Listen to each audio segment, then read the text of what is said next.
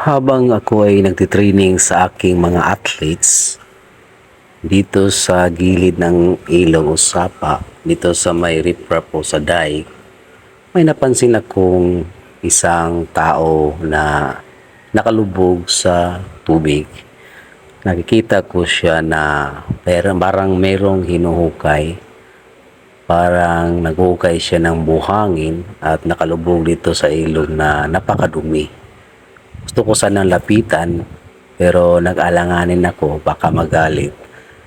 Kawawang kawawa siya kasi yung pinaghanahanap buhay niya ay yung pagkukuha ng buhangin dito sa ilog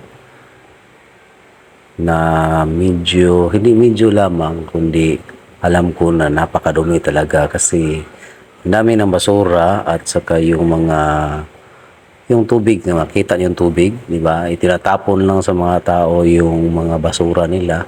At makikita natin na marumi talaga ang ilog. So, kawawa si Itay. Gusto ko sana siyang lapitan at mabigay ng kunting tulong pero nag-aalanganin din ako.